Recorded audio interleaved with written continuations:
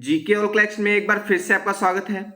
दोस्तों आज है 31 जुलाई और 31 जुलाई 2023 से करंट अफेयर्स से जितने भी प्रश्न जो कि competitive exam point of view से इंपॉर्टेंट होंगे उन सभी के बारे में हम डिस्कस करेंगे। साथ ही हर क्वेश्चन से रिलेटेड इंपॉर्टेंट फैक्ट की भी चर्चा करेंगे। आज की क्लास की प्रैक्टिस टेस्ट पीडीएफ और आंसर की पीडीएफ आपको हमारे टेलीग्राम ग्रुप में मिल जाएगी। टेलीग्राम ग्रुप का लिंक मैंने डिस्क्रिप्शन में दे दिया है, वहां पर आपको सभी पीडीएफ एक साथ मिल जाएंगी। वीडियो को एंड तक देखें। वीडियो के एंड में जनरल साइंस का एक क्वेश्चन आपसे पूछूंगा जिसका आंसर आप कमेंट सेक्शन में दे सकते हैं। Daily current affairs video Hindi और इंग्लिश दोनों लैंग्वेज में देखने के लिए जीके और कलेक्शन को सब्सक्राइब करें। तो चलिए शुरू करते हैं।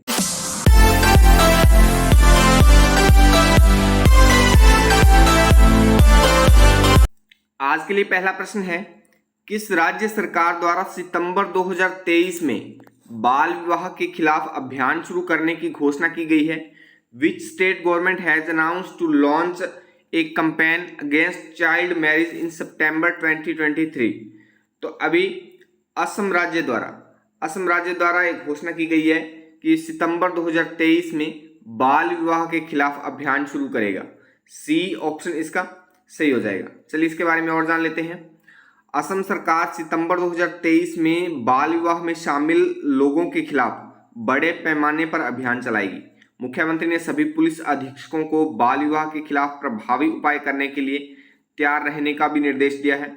असम में बच्चों के खिलाफ 2022 में 5282 के मुकाबले अपराध घटकर 4084 रह गए हैं और महिलाओं में अपराध 14030 मामलों में भारी कमी आई है। तो इस प्रश्न से आप इतनी सी जानकारी ध्यान में रखिए। अच्छा, जिन स्टूडेंट्स को इंग्लिश में रिक्वायरमेंट है, इंग्लिश में फैक्ट्स को इंग्लिश में पढ़ना चाहते हैं, तो वो आप यहाँ से पढ़ सकते हैं। वीडियो को पॉज करके आराम से अच्छे से पढ़ सकते हैं। अच्छा चलिए नेक्स्ट चलते हैं। असम के बारे में हमने बात की है, तो भारत के मानचित्र में असम की स्थिति आप यहाँ पर देख पा रहे हैं। पूर्वी राज्य है असम। तो असम का गठन 26 जनवरी 1950 को हुआ। राजधानी दिसपुर है। सबसे बड़ा शहर गुवाहाटी है। असम में 35 जिले हैं। असम के राज्यपाल गुलाब चंद कटारिया है। मुख्यमंत्री हेमंत विश्व शर्मा है। विधानमंडल एक सदनीय है, केवल विधानसभा है, और विधानसभा में 126 सीटें हैं। राज्यसभा में 7 सीटें हैं और लोकसभा में 14 सीटें हैं। तो असम के बारे में इतनी सी सामान्य सी जानकारी आप ध्यान में रखिए। भारत के जब भी किसी राज्य की कोई भी बात आती है तो मानचित्र के साथ हम इतनी सी जानकारी जरूर पढ़ते हैं, हमेशा ही पढ़ते रहेंगे। बार बार बात आएगी तो बार बार ही पढ़ते रहेंगे। तो इस पर आप थोड़ा अच्छे से फोकस किया करिए। चलिए नेक्स्ट है, स्पेस टेक स्टार्टअप पिक्सल किस देश की वायुसेना के लिए उपग्रह बनाएगा? Space tech startup pixel will make satellite for which countries air force? तो स्पेस टेक स्टार्टअप पिक्सल जो है वो भारत की वायुसेना के लिए उपग्रह बनाएगा। ए ऑप्शन इसका सही हो जाएगा। चलिए इसके बारे में और जान लेते हैं। टेक स्टार्टअप पिक्सल को इनोवेशन फॉर डिफेंस एक्सीलेंस से एक महत्वपूर्ण अनुदान से सम्मानित किया गया है। यह अनुदान पिक्सल को भारतीय वायुसेना के लिए छोटे बहुउद्देशीय उपकरण विकसित करने में सक्षम करेगा। IDEX पहल, IDEX मतलब innovation for defence excellence, IDEX पहल रक्षा मंत्रालय की एक रणनीतिक योजना है जिसका उद्देश्य रक्षा और एरोस्पेस क्षेत्रों में तकनीकी विकास को प्रोत्साहित करना है। तो इस प्रश्न से भी इतनी सी जानकारी आप ध्यान में रखिए। अच्छा, भारत के बारे में हमने बात की है, तो भारत के बारे में देखिए। भारत की लोकेशन हम एशिया महाद्वीप में यानी दक्षिणी एशिया में यहाँ पर देख पा रहे हैं। भारत की राजधानी नई दिल्ली है। सबसे बड़ा शहर मुंबई है। भारत के राष्ट्रपति वर्तमान राष्ट्रपति द्रौपदी मुर्मू है। उपराष्ट्रपति जगदीप धनखड़ है। प्रधानमंत्री नरेंद्र मोदी हैं। मुख्य न्यायाधीश धनंजय चंद्रचूड़ हैं। लोकसभा अध्यक्ष ओम बिरला है। ऊपरी सदन राज्यसभा है। निचला सदन लोकसभा है। स्वतंत्रता यूके से 15 अगस्त 1947 को, गणराज्य 26 जनवरी 1950 को, और क्षेत्रफल 32,87,263 वर्ग किलोमीटर। तो भारत के बारे में भी इतनी सी सामान्य सी जानकारी आप ध्यान में रखिए। चलिए नेक्स्ट है, मानव तस्करी के खिलाफ विश्व दिवस प्रतिवर्ष कब मनाया जाता है? When is world day against human trafficking observe annually? तो हर साल 30 जुलाई को मानव तस्करी के खिलाफ विश्व स्तर पे दिवस मनाया जाता है। तो सी ऑप्शन इसका सही हो जाएगा। चलिए इस दिवस के बारे में थोड़ा और जान लेते हैं।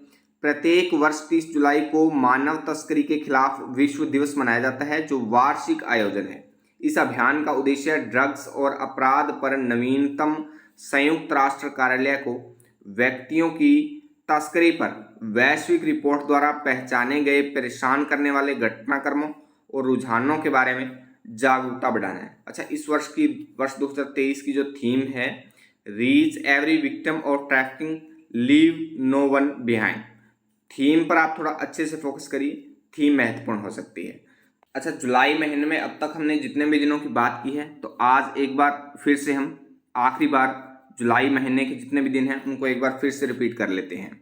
तो 1 जुलाई को राष्ट्रीय डॉक्टर डे मनाया गया, 2 जुलाई को विश्व खेल पत्रकार दिवस, 3 जुलाई को अंतर्राष्ट्रीय प्लास्टिक बैग मुक्त दिवस, 4 जुलाई को अमेरिकी स्वतंत्रता दिवस, 6 जुलाई को विश्व जूनोसिस दिवस, 7 जुलाई को विश्व चॉकलेट दिवस, 7 जुलाई को किस्वाहिली भाषा दिवस, 8 जुलाई को राष्ट्रीय ब्लूबेरी दिवस, 9 जुलाई को राष्ट्रीय विद्यार्थी दिवस, 10 जुलाई को राष्ट्रीय मत्स्य किसान दिवस, वहीं 11 जुलाई को विश्व जनसंख्या दिवस, 12 जुलाई को विश्व पेपर बैग दिवस, 13 जुलाई को अंतर्राष्ट्रीय रॉक दिवस, 15 जुलाई को विश्व युवा कौशल दिवस, 16 जुलाई को विश्व सर्प दिवस, 17 जुलाई को विश्व अंतर्राष्ट्रीय न्याय दिवस, 18 जुलाई को नेल्सन मंडेला अंतर्राष्ट्रीय दिवस, 20 जुलाई को विश्व शतरंज दिवस, वहीं 22 जुलाई को विश्व मस्तिष्क दिवस, 22 जुलाई को राष्ट्रीय आम दिवस, 23 जुलाई को राष्ट्रीय प्रसारण दिवस, 24 जुलाई को आयकर दिवस, 25 जुलाई को विश्व ड्राउनिंग प्रिवेंशन दिवस, 26 जुलाई को कारगिल विजय दिवस,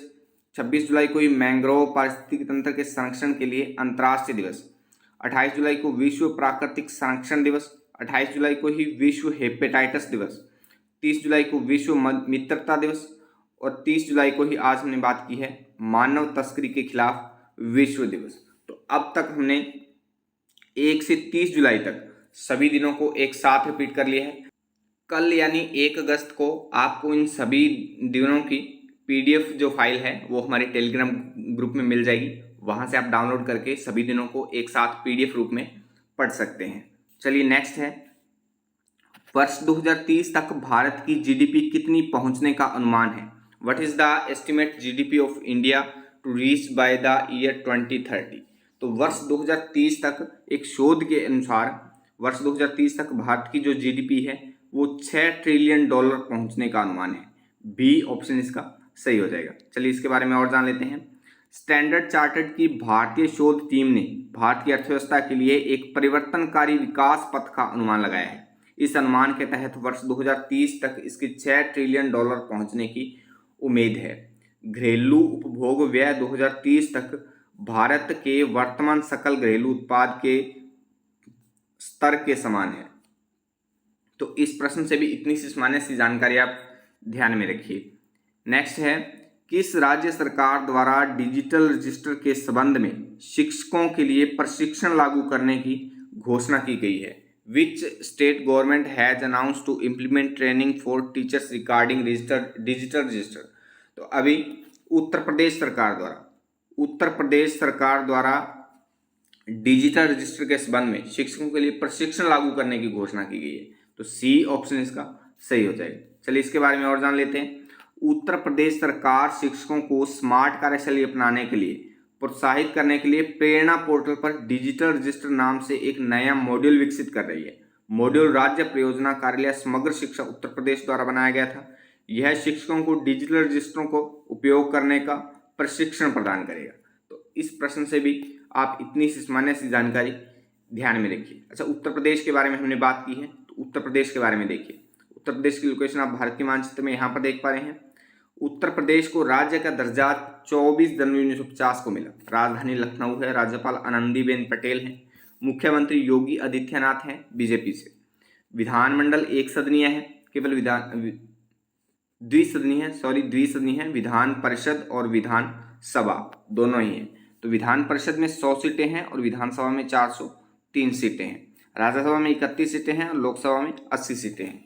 तो उत्तर प्रदेश के बारे में भी इतनी सी सामान्य सी जानकारी आप ध्यान में रखिए। नेक्स्ट है, पृथ्वी विज्ञान मंत्रालय ने अपना कौन सा स्थापना दिवस मनाया है? Which foundation day is celebrated by ministry of earth science? तो पृथ्वी विज्ञान मंत्रालय द्वारा अभी हाल ही में अपना 17वां स्थापना दिवस मनाया गया है। तो सी ऑप्शन इसका सही हो जाएगा। चलिए इसके बारे में और जान लेते हैं।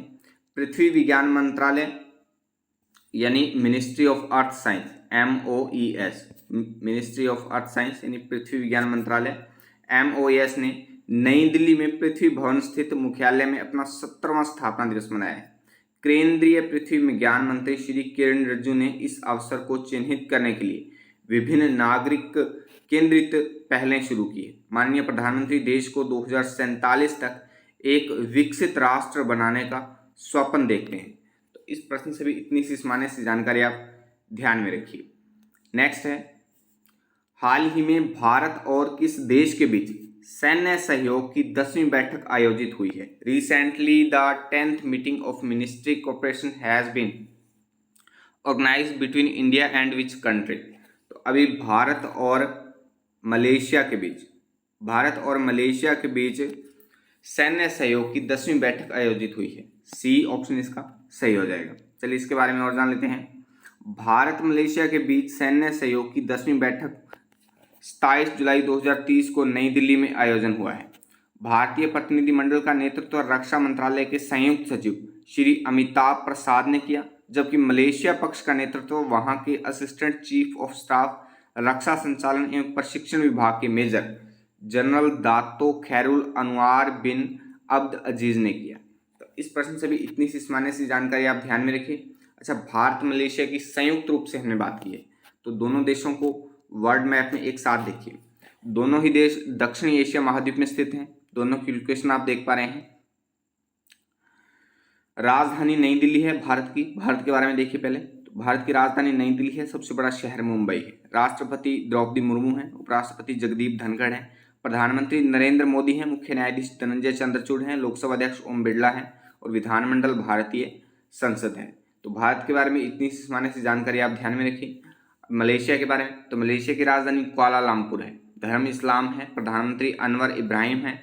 करेंसी रिंगिट है और कॉलिंग कोड +60 है। तो दोनों ही देश महत्वपूर्ण हैं। दोनों देशों के बारे में इतनी सामान्य सी जानकारी आप ध्यान में रखिए। नेक्स्ट है, किस राज्य की विधानसभा ने स्थानीय वृक्ष प्राधिकरणों को सशक्त करने वाला विधेयक पास किया है? Which state's legislative assembly had passed a bill to improve local trees authorities? तो अभी महाराष्ट्र विधानसभा ने स्थानीय वृक्ष प्राधिकरणों को सशक्त करने वाला विधेयक पास किया है।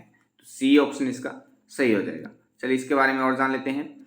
महाराष्ट्र विधानसभा ने स्थानीय प्राधिकारी को सभी प्रकार के पेड़ों की कटाई की अनुमति देने का अधिकार देने वाला विधेयक पारित किया है। 5 वर्ष या उससे अधिक पुराने 200 से अधिक पेड़ों की कटाई और विरासत वृक्षों की कटाई से संबंधित आवेदनों को वृक्ष प्राधिकरण या वृक्ष अधिकारी द्वारा महाराष्ट्र राज्य वृक्ष प्राधिकरण को भेजा जाएगा। तो इस प्रश्न से भी इतनी सी सामान्य सी जानकारी आप ध्यान में रखिए। अच्छा, महाराष्ट्र के बारे में देखिए, तो महाराष्ट्र की लोकेशन आप भारत के मानचित्र में यहाँ पर देख पा रहे हैं। महाराष्ट्र का गठन 1 मई 1960 को हुआ। महाराष्ट्र की 2 राजधानियां हैं, मुंबई और नागपुर। मुंबई ग्रीष्मकालीन राजधानी है और नागपुर शीतकालीन राजधानी है। महाराष्ट्र में 36 जिले हैं। राज्यपाल रमेश बैस हैं। मुख्यमंत्री एकनाथ शिंदे हैं। उप मुख्यमंत्री देवेंद्र फडणवीस। उप मुख्यमंत्री 2 हैं। महाराष्ट्र में 2 उप मुख्यमंत्री हैं, देवेंद्र फडणवीस व अजीत पवार। अजीत पवार अभी जुलाई महीने में दूसरे उप मुख्यमंत्री बने हैं। तो विधान परिषद में 78 सीटें हैं और विधानसभा में 288 सीटें हैं। विधानमंडल द्विसदनीय है, विधान परिषद और विधानसभा। तो राज्यसभा में 9 सीटें हैं और लोकसभा में 48 सीटें हैं। राजभाषा मराठी है। तो महाराष्ट्र के बारे में इतनी सी सामान्य सी जानकारी आप ध्यान में रखिए। नेक्स्ट है, किस बैंक ने एनआरआई महिलाओं के लिए एनआर बचत खाता योजना शुरू करने की घोषणा की है? Which bank has announced the launch for NR saving accounts scheme for NRI women? तो अभी फेडरल बैंक ने एनआरआई महिलाओं के लिए एनआर बचत खाता योजना शुरू करने की घोषणा की है। तो ए ऑप्शन इसका सही हो जाएगा। नेक्स्ट है, कारगिल एक यात्री की जुबानी पुस्तक के लेखक कौन है? Who is author of the book Kargil in the world of traveller? तो कारगिल एक यात्री की जुबानी पुस्तक के लेखक ऋषिराज हैं। बी ऑप्शन इसका सही हो जाएगा। अच्छा, कल की वीडियो का चैलेंज क्वेश्चन था मलेरिया रोग किस परजीवी के संक्रमण के कारण होता है? तो इसका सही आंसर था ऑप्शन ए, प्लाज्मोडियम के कारण। प्लाज्मोडियम के कारण मलेरिया रोग होता है। आज की वीडियो का चैलेंज क्वेश्चन है मलेरिया रोग के परजीवी का वाहक क्या है? तो इस प्रश्न का आंसर आप कमेंट बॉक्स में कमेंट करके जरूर बताएं। चलिए आज के लिए बस इतना ही। आज की वीडियो की एंडिंग करते हैं और कल मिलते हैं इसी समय। तब तक के लिए जय हिंद, जय भारत।